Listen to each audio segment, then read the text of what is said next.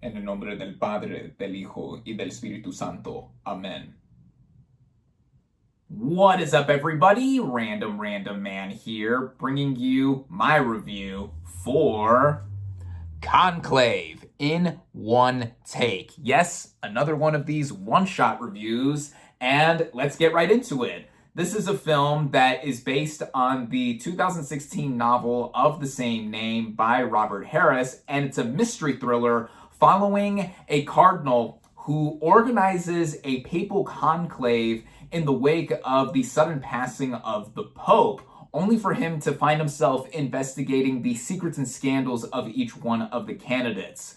Going into this movie, I was quite interested to see it, despite it looking like not being my sort of thing, it involving religion and faith, but the cast did get me on board here, given their prestige and pedigree, as well as the director. This film is directed by Edward Berger, who previously directed the 2022 film adaptation of All Quiet on the Western Front, which I really enjoyed, and clearly quite a few other people did as well, as it was nominated for quite a few Academy Awards and won 4, including Best International Feature. Edward Berger himself won Best Director at the BAFTAs, the movie also winning Best Film and 5 other trophies there too. So this was quite an acclaimed movie, and seeing the follow-up to that film from Berger, taking another historical context, kind of, sort of, even though this is a contemporary film, had me interested again to see what would be done with it. And I showed off my ticket stub earlier, as I did see this thing in theaters where it is only currently available. And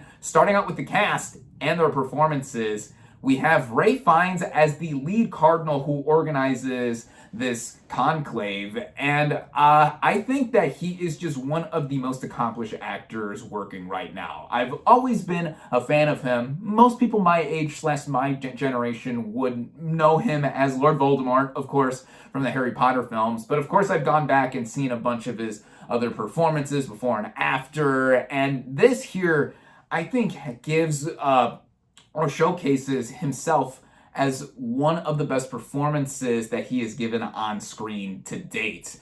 This character is someone who is having a crisis of faith, on top of having this huge responsibility or burden, however you look at it, to bring in and elect a new pope, organizing this whole thing while also trying to influence those that are close to him, to certain candidates.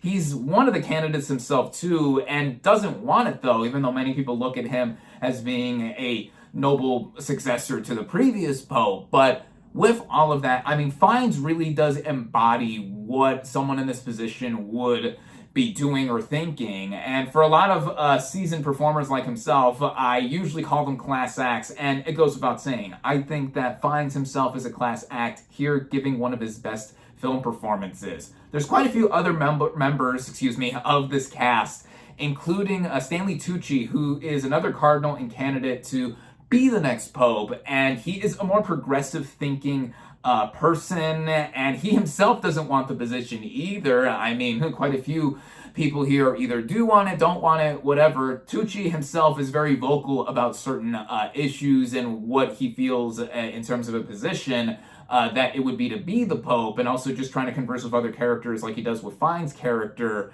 about what's happening next. And Tucci, I think, is terrific here as well. John Lithgow plays another cardinal who is more conservative, and as the voting keeps going on, there's a lot more that involves his character in certain revelations here. He's great as well. Isabella Rossellini plays a nun, or the head caterer of this whole event for all of these different cardinals here. She doesn't have that much to do, but she does have one standout scene where she has a confrontation of sorts. You know, all 4 of these performers, I think, are class acts, goes without saying, if I want to be a broken record here. And even though this next performer I'm going to mention, he's not in the top build cast like these 4, I want to mention Carlos Diaz, as he plays a character who early on comes in as a cardinal who was apparently someone who became a cardinal before the Pope died, and then just comes in as a surprise here, and then is able to participate in the voting of this conclave.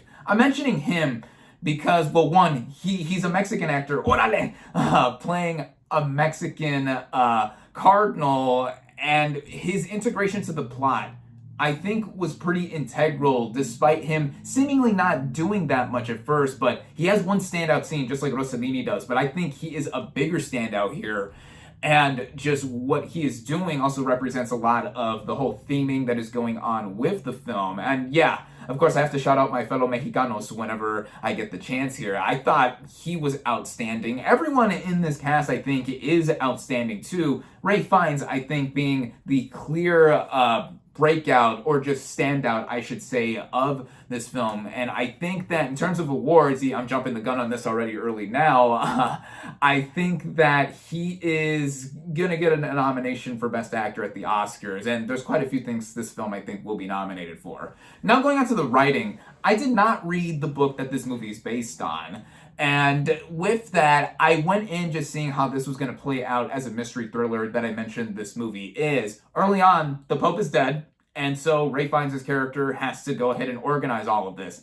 And it gets the ground running really quickly in terms of seeing how all these characters, all the procedures basically go on in terms of trying to elect a new pope. I mean, it's a big deal, of course, any kind of election is, but with this having such importance, it is so grandiose to see how they don't take any of this lightly, all of the proceedings and such. That is what got me interested early on top of what a bit of a mystery was being divulged to us as the audience in watching this movie.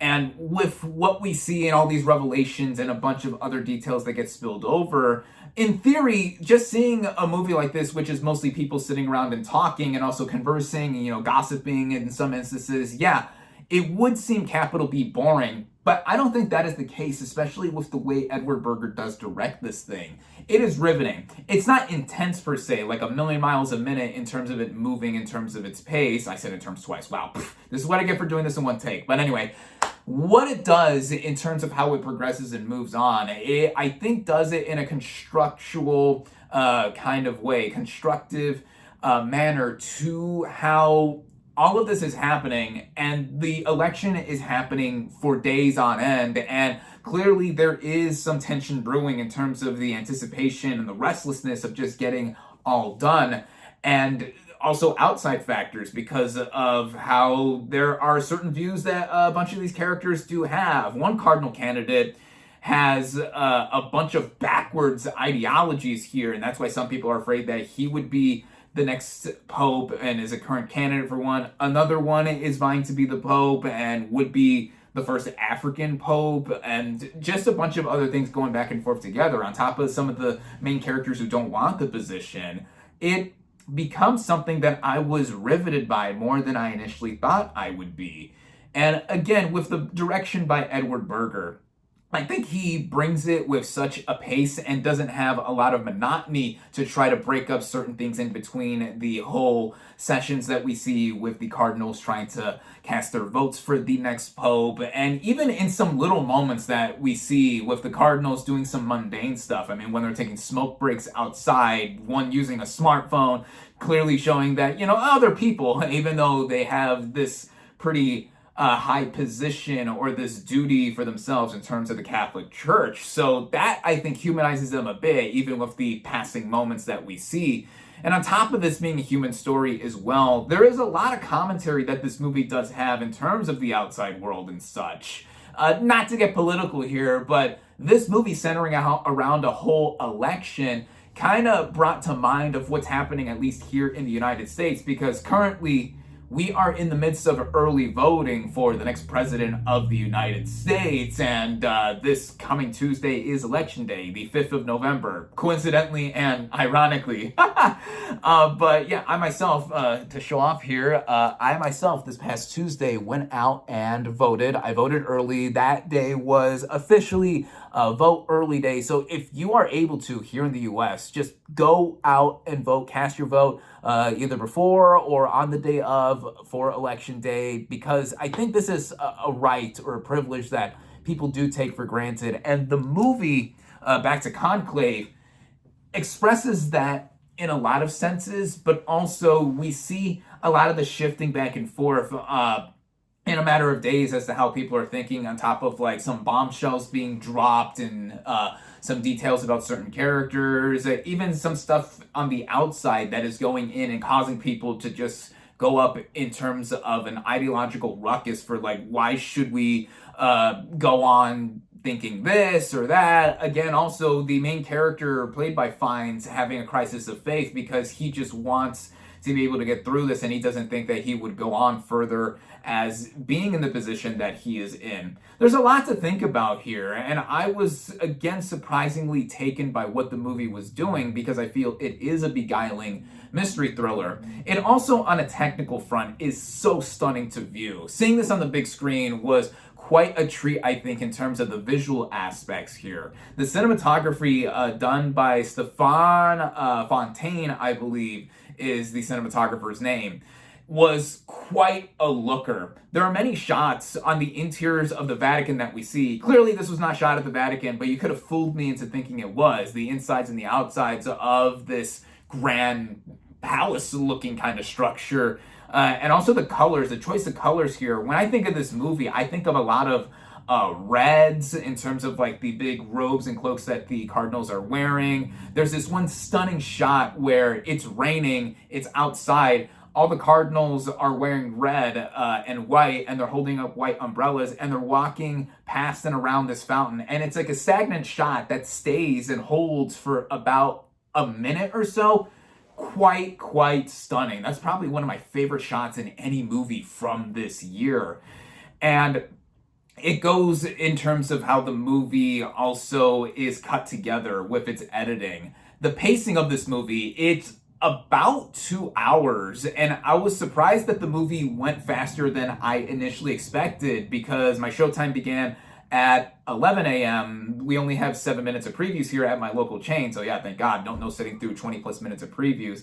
And then when the movie ended, it was just after 1 o'clock, and I was surprised at how quick it went. I was like, really? Was that it's over? It was that quick? Wow. Again, showing how invested I was in seeing this movie and how it's cut together. It's not super flashy in terms of like certain edits or certain transitions that we see, but it goes along with the pace that we are seeing with this film. And it's also helped out by the standout original score by Volker Bettelmann. I apologize if I butchered that. I know him by the name Hauschka previously, and he worked with Berger on All Quiet on the Western Front with his original score there. He even won an Oscar for Best Original Score for that standout bombastic composition that he did for the entirety of that movie. Here, it's not as verbose, or it's not as punchy, I would say, but I still think it has a certain cadence and pace with a lot of the strings and the instrumentation that we see here. Some of the sound design I have to give a shout out to as well, because there's a lot of focus on heavy breathing, at least from what I've noticed in certain moments here with Ralph Fiennes' character, because he's like trying to hold this all in internally, and he's trying to basically figure out for himself who he's voting for, and also trying to like uphold everything that he saw up until the point of going on with this conclave. So that all coming together on top of the running time and all of the other technical elements here made for a movie that I think also has something to say by its end. No spoilers. It has a twist, or should I say twist, revelation, a big revelation in the final 5 minutes. And for those that saw the trailer, it's not what was shown in the trailer. I'm being vague in case you haven't seen the trailer. It's not what was shown in the trailer. It's in the final 5 minutes about a specific character. And it did come with a lot of poignancy, I felt, because there's a lot of conflict that happens in this movie, even if one wouldn't necessarily be compelled by something like this, very dialogue driven and just a lot of people sitting or standing around and talking. But with the specific revelation, what made me so taken by what was said and done here, going into the final shot, which left me thinking, wow, was how it comments on the optimism in faith that this movie has. And this movie, having to do with a lot of religion, reaffirmed to me as to how people viewed it. Despite what I showed off in my intro, reciting those lines in Espanol, I'm not the most religious person, far from it. I actually identified as an atheist. And with that, I still have a huge amount of respect. No terms of ill will or anything like that for anyone who is religious, whatever you practice, Christianity, Islam, Judaism, whatever, because I do see the value in that. And the movie plays that up a lot throughout because some people turn to it so that they have a certain outlook on their lives. Even with these people, all the cardinals internally trying to figure out for themselves who's going to be their next figure to be able to guide them in that way. And connecting back to the ending in that sense, it shows it doesn't matter who is at the head or who is leading all of this.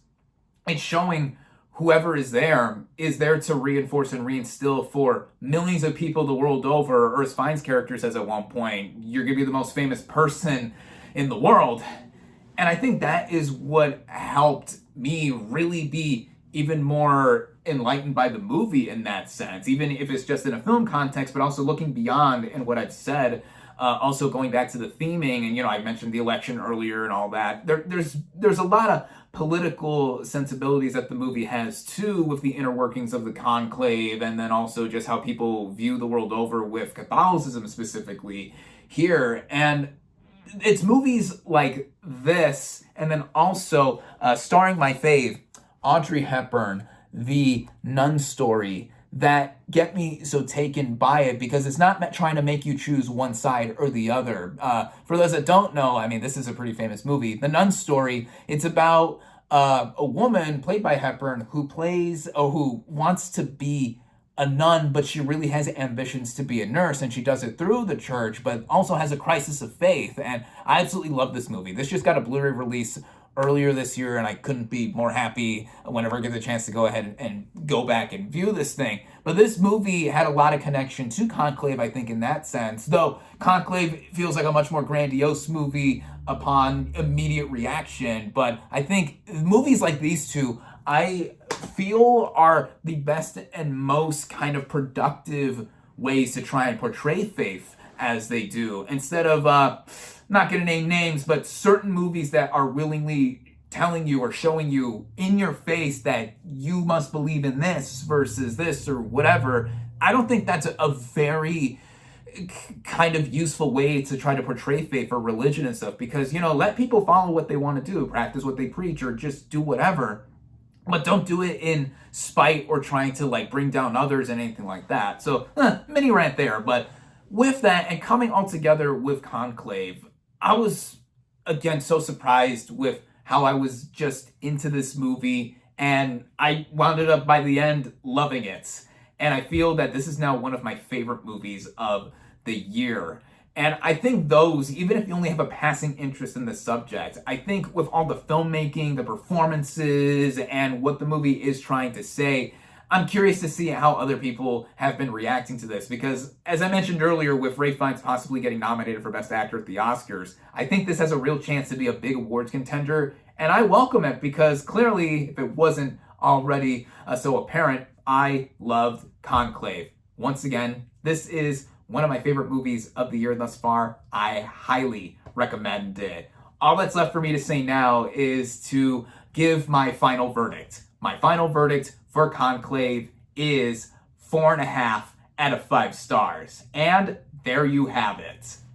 Thank you all, as always, for watching. Be sure to like this video, comment on what you thought of Conclave, social media links in the description, subscribe to my channel for more, and I'll catch you on the next movie review.